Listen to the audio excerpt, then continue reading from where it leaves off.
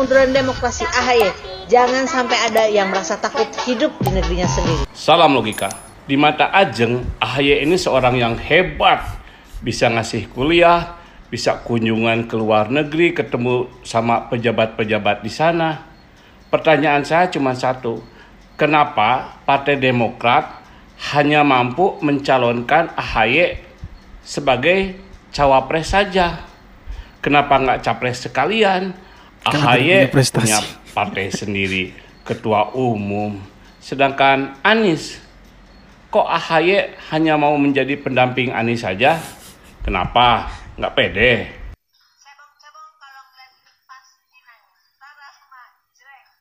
Salam logika.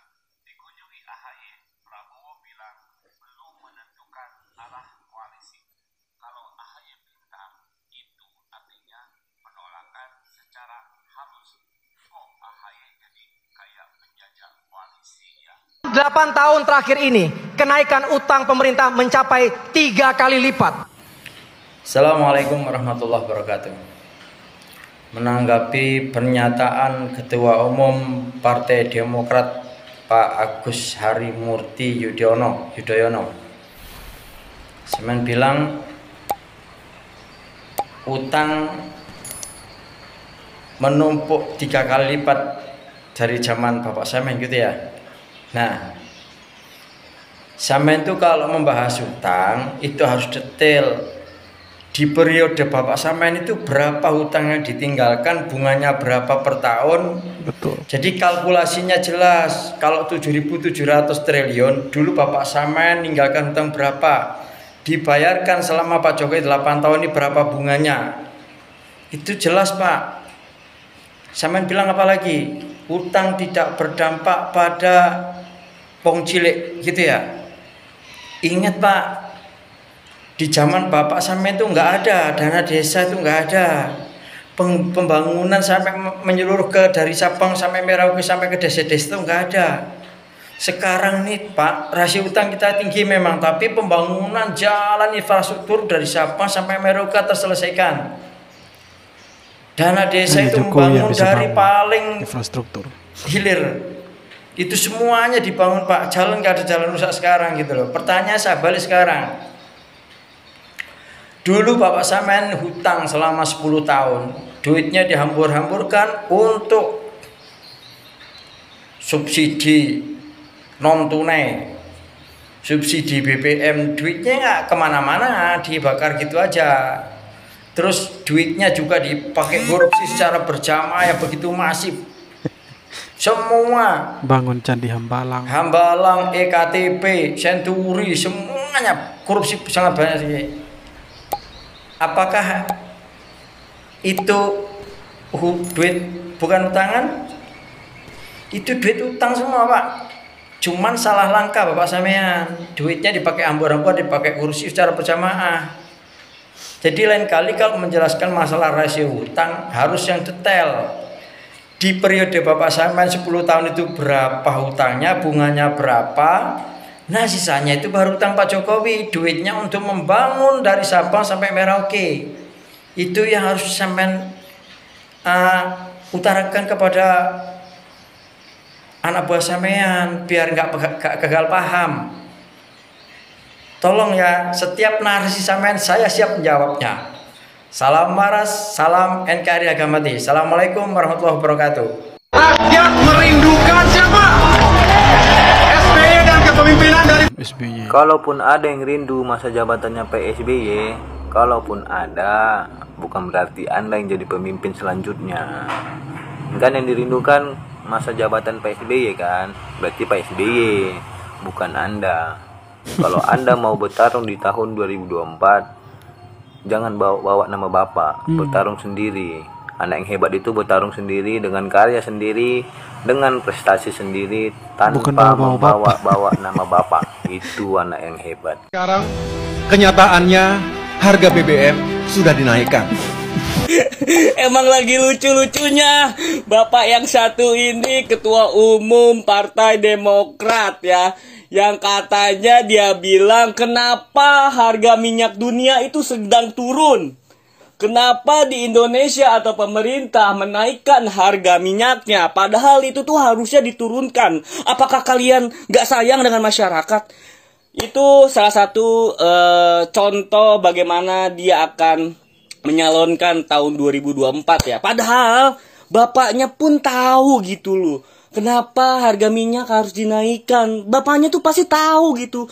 Yang menjawab tuh bukan harus gua sekarang. Nggak usah gua jawab ya. Yang harus menjawab adalah bapaknya sendiri. Dan bapak tolong langsung aja tanyakan ke bapaknya. Tadi bapaknya sedikit cemberut gitu sih ketika bapak AHY ngomong.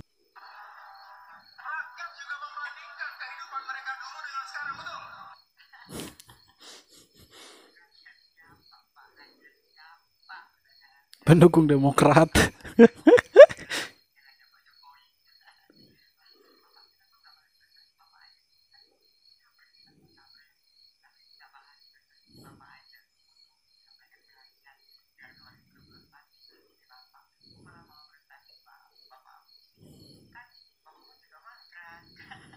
Pemimpin muda yang energik dan juga bernyali. Anies AHY 2024. Pemimpin muda yang energik dan bernyali. Rakyat Indonesia tidak hanya membutuhkan pemimpin yang demikian, tetapi juga ini kalau dari membutuhkan logatnya pemimpin kayaknya orang yang NTT kerja ini, nyata teman-teman. dan tidak mengumbar-umbar janji tanpa memberikan bukti nyata. Itu yang diharapkan oleh rakyat Indonesia. Dan saya sebagai rakyat Indonesia mengharapkan jika suatu saat nanti atau di 2024 nanti Pak Anies dan Pak AHY terpilih menjadi presiden dan wakil presiden, mereka memberikan kontribusi yang nyata dan mengayomi masyarakat dan memberikan keadilan sosial bagi rakyat Indonesia. Salam akal sehat. Bisa mengusik rasa aman dan damai, juga persatuan dan kerukunan sebuah bangsa. Salam hormat untuk Mas Agus Harimurti Yudhoyono. Mohon izin stage, saya tidak bermaksud menggurui atau merasa diri paling pintar. Di sini saya agak bertanya-tanya terbesit kata persatuankah atau pesawat tuankah. Jika memang persatuan itu artinya secara kontekstual relevan. Tapi kalau pesawat tuan, menurut saya tidak sangatlah elok. Kenapa? Karena di sini leksikal itu sudah terarah mungkin ketidaksetujuan pembahasan perihal pesawat kepresidenan. Karena di sini menunjukkan inkonsistennya Partai Demokrat. Bila kita kilas balik ke belakang, Partai Demokrat turut serta dalam pembahasan dan anggaran di tahun 2019 mengenai pesawat kepresidenan. Kenapa di kemudian hari, di kemudian waktu tersinyalir ketidaksetujuan ataupun keberatan dari Partai Demokrat? Yang saya dengar sih dalihnya jangan berfoya-foya di masa pandemi. Maaf, kita harus mengajarkan masyarakat cerdas. Kenapa? Yang pertama, secara implisit dana itu sudah dianggarkan jauh-jauh sebelum ada pandemi. Secara eksplisit anggaran negara itu sudah masing-masing punya anggaran untuk pandemi, anggaran untuk pemulihan ekonomi nasional.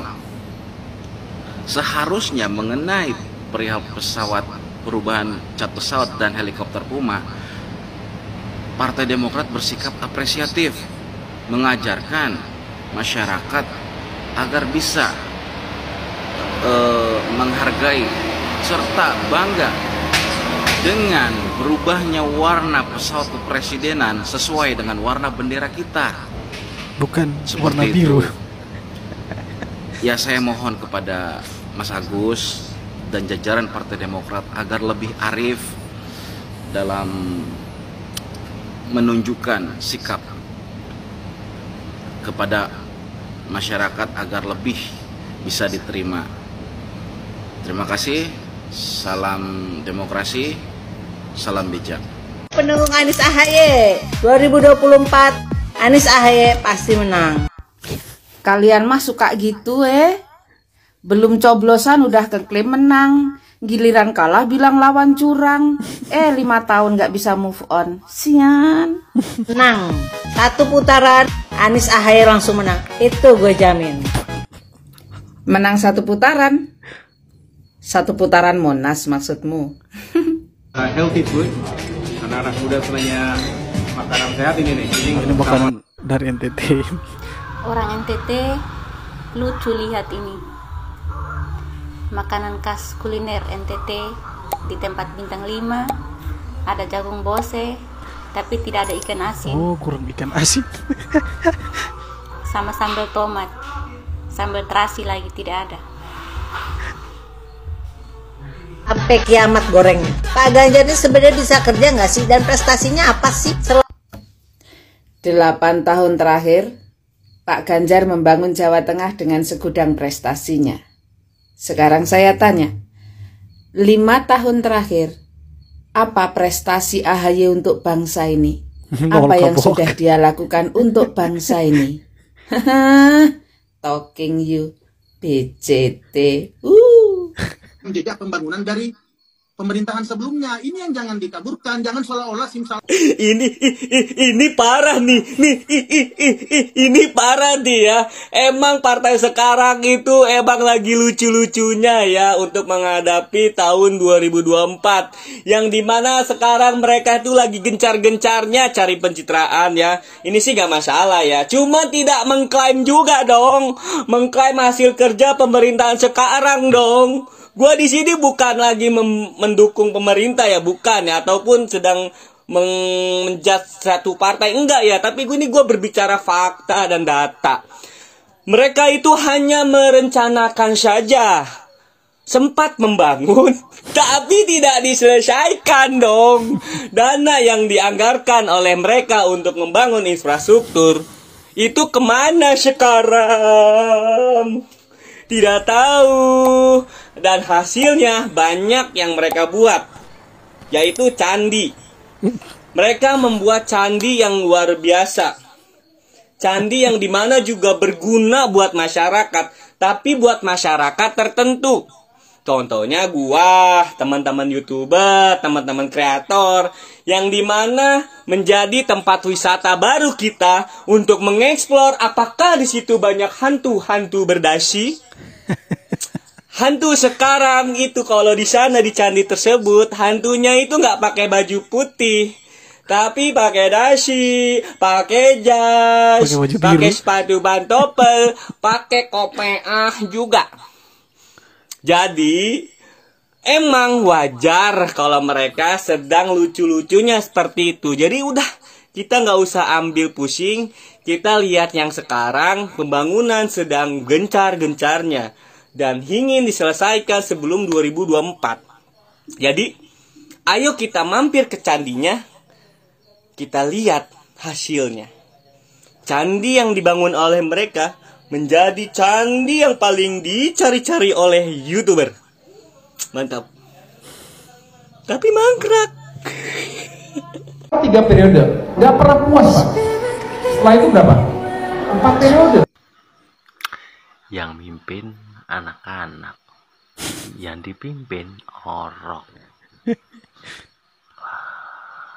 3 periode, nggak pernah puas Pak. Setelah itu berapa? 4 periode.